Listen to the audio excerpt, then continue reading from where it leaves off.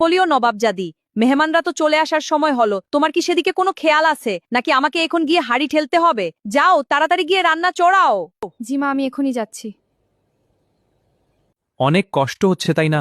দাও আমি একটু বাতাস করে দিই। ওমা, এত সময় লাগে কেন গো নবাবজাদি রান্না করতে? মেহমানরা কি এসে হাঁড়ি চাটবে নাকি? এদিকে তো দেখছি রান্নার চেয়ে ঢং বেশি হচ্ছে।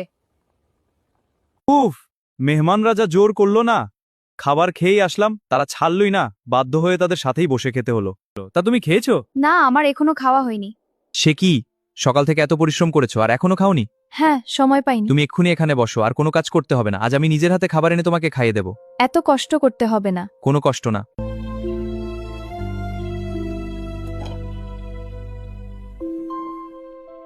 একই সব হাড়িই তো একদম খালি, কোনো খাবারই তো অবশিষ্ট নেই।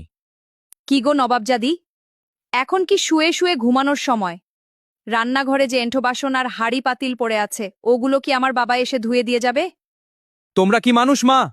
একটা মেয়ে সকাল থেকে সারাদিন হাড় ভাঙা খাটুনি খেটে সবার জন্য রান্না করলো, আর তার জন্য তোমরা এক মুঠো খাবারও রাখতে পারলে না? সে খেলো কি না খেলো সেটা একবার খেয়াল রাখারও প্রয়োজন মনে করলে না? উল্টো এখন আবার কাজের ফরমাইশ নিয়ে এসেছো। আজ আমি বুঝতে পারছি কেন ছেলেরা বিয়ের পরে বউ নিয়ে আলাদা সংসার শুরু করে। তোমাদের এই অমানবিক আচরণের জন্যই তো সংসারগুলো ভাঙে।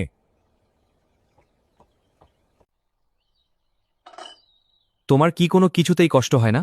সবকিছু হাসি মুখে কিভাবে মেনে নাও তুমি? নিজের জন্য তো অন্তত একটু খাবার তুলে রাখতে পারতে। তুমি যে সবসময় ছায়ের মতো আমার পাশে থাকো, আমার হয়ে সবার সামনে প্রতিবাদ করো, এর জন্যই তো আমার কারো কোনো কথাতে কিছু যায় আসে না। তুমি আমাকে এভাবে ভালোবাসলে আমি এক দুটো নয়, শত কষ্টও চোখ বুজে সহ্য করে নিতে পারি।